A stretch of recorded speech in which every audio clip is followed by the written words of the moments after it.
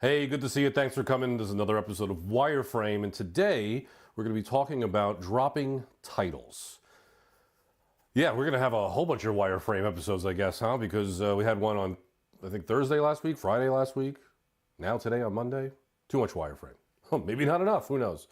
But we had a nice little weekend over here. Had Father's Day yesterday, which was great. So we celebrated with my father. Had a good time there. I said, Happy Father's Day to a whole bunch of people. Actually, I saw my old boss on Saturday night, and he was actually having a birthday party. He's a father too, so Happy Father's Day to him. So, but yeah, that's what was going on over there. And then we're just going to be, I guess, talking about the topic real quick because, again, having a lot of wireframes, a lot of updates, just cooking right here, right? So let's just dive right into the topic. And the topic of dropping titles, there was a tweet. I'll just call it a tweet. And this tweet was from Carl Riviera, who is some sort of design lead, VP, maybe C-suite over at Shopify. And this person is saying, and I'll just go ahead and go right to the tweet. And they said that we just dropped the UX as a title at Shopify. Same for the content design. If you design, you're just a designer. If you write, you're now a writer. Simpler, better. And it goes on to say, I want to get away from the terms that make our craft more science than art. AI enables anyone to make things usable. Our job is to make them unforgettable. We hire for taste, for aesthetics, for point of view. It's the difference between utility and affinity. Anyone can generate a good baseline. Designers reach for the ceiling. So that's the topic that I want to talk about today. And that was just last week, right? So earlier in June. And this had a significant reaction for me because I continue to separate design and art. And this is actually a conversation that I would have with Nate Baldwin because he's considers himself very much an artist inside of the world of design. So we would have arguments a little bit about this, and we have different ways of thinking about it. But from my point of view, there is a difference between design and art because in the world of what we're doing with design, we're trying to solve a problem. We're doing a form follows function. So we do the function part first, solving the problem, and then we make it elegant and have personality behind it, characteristics, all that stuff. But we have to solve the problem first. And there's a lot of work that goes into solving the problem. And that work that goes into solving the problem, which is research and development, that stuff is closer to science than it is to art. That's bottom line. So to drop the UX part from these titles makes me believe that they care less about the user. That's what it feels like to me. And granted, when I say care less about the user, the argument will go, no, of course we care about the user. We want the user to feel something, right? That's basically what he's talking about, the taste, the aesthetics. We want the user to, have an emotion behind the thing. Yeah, well, if the emotion is this product sucks, then that's not really the emotion you really want, right? Because the thing is unusable or it doesn't meet their needs or all that kind of stuff. So that's why I talk about form following function being so paramount, that the function part, that's the UX part of it. That's the thing that's important, right? Designing, anybody can design. And that's the reality of this thing. And so it's exactly what, kind of similar of what he's talking about here, right? AI enables anyone to make things usable. Maybe not, right? We've seen div soup when it comes to AI making stuff, right?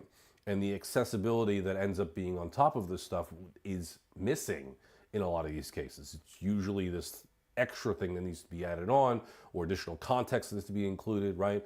When you talk to accessibility advocates, they tell you that the accessibility is supposed to be started from the beginning, right? It's not supposed to be an afterthought, right? And that's what we're seeing, unfortunately, a lot of this is that the usability of something is kind of the thing that happens afterwards. First, we're making the things pretty, and then we're making them usable. That's just not the right order of operations. But that's what we're seeing a little bit in this, right? Dropping the UX part for the designers, right? You're just a designer. So that was the original take that I had on it. But, I want to take this a step further because, and it's funny enough, I talked about Dan Maul last week and about, his influence in the community. And Dan had something very interesting to say as a different kind of perspective from the business side of all this stuff. And I want to share what that was all about. So,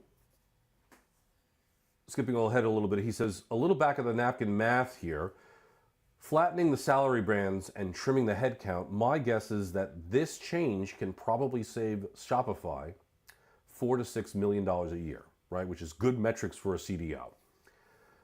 But he's claiming that, it's being hidden behind this idea of it being behind craft and art and taste and aesthetic, right?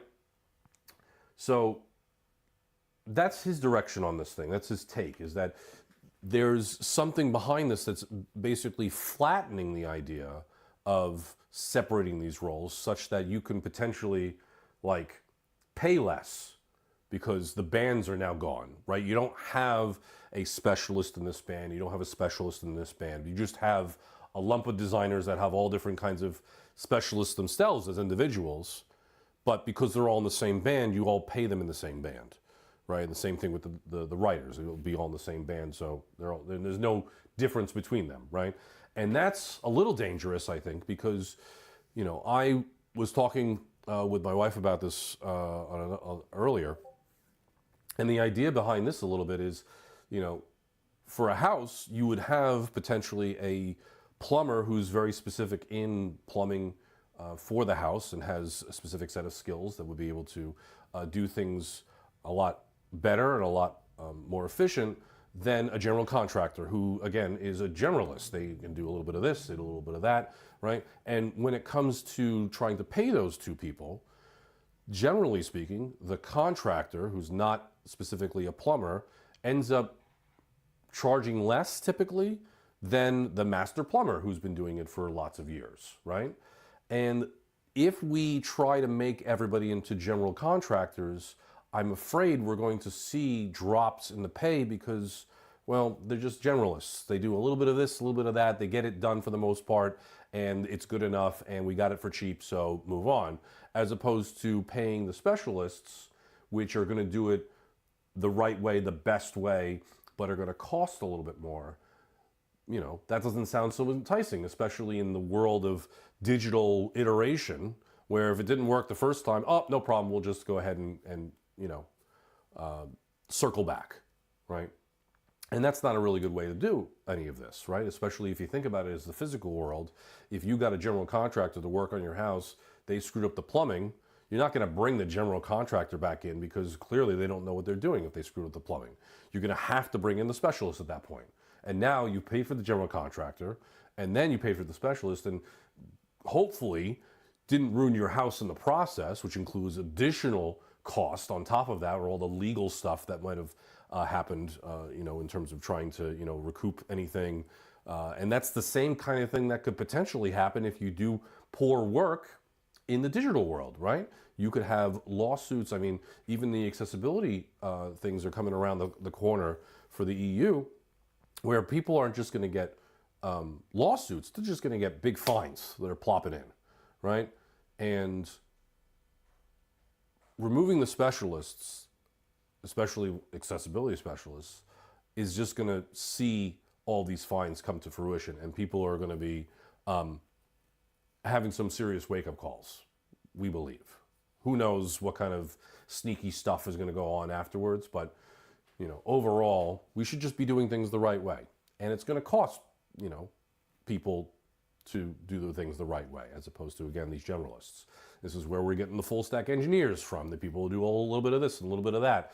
We're effectively making full stack designers. That's what this really is talking about, right? You're basically making an entire, design org full stack, which basically means they're generalists, right? There's a couple of people here who have specialties, but really the whole stack is just generalized. And that doesn't look right, because we're going to miss stuff. Absolutely going to miss stuff. So I'm hoping that we do better in that stuff, of course. Yeah, hopefully that works out nicely. So yeah, I'm just checking my stream here. So that's all I wanted to really talk about for today. Let me know what you think in the comments on that. Additionally, there's some other things that are going on that I will drop in terms of events. So one event that is going on is, the question is not happening this week, it's happening next week. And next week, Brad Frost will be on. And the hint there is that they might be talking about design tokens. If they are, I would definitely have to show up myself, of course. But I'm interested, of course, whatever Brad's talking about. I'm imagining it's because he's been pushing the subatomic course. So I imagine that they'll be talking about tokens then. But, Brad is a wealth of knowledge, so I'm assuming that they'll be talking about, could be talking about anything. So that's one of those pieces. Another thing that's important that I actually just was reminded about this morning is the Design System Awards for 2025. This is hosted by Zero Height, and they had this, I think, in 2023 originally, and now they're doing it in 2025 here. So there's a whole bunch of categories. You have Best Documentation, Best Accessibility, Best Governance, Best Collaboration, Best Adoption, and Award for Innovation, People's Choice, and then there's some community categories, so Best Article, Best Talk, Best Podcast or Webinar Series, considering submitting Wireframe to this guy here. Best Event, Best Plugin, and Community Champion. And then you have a whole bunch of timeline stuff over here. So if you're working on a design system that could potentially fit in some of those categories, or you have some article or other resource that could be good to submit in there, you could absolutely submit in there. It's awards.zeroheight.com. And you can also see the jury on there. There's a couple of people that were on the jury from 2 years ago on there, a couple of new faces that are on there, so that'll have some nice fresh eyes.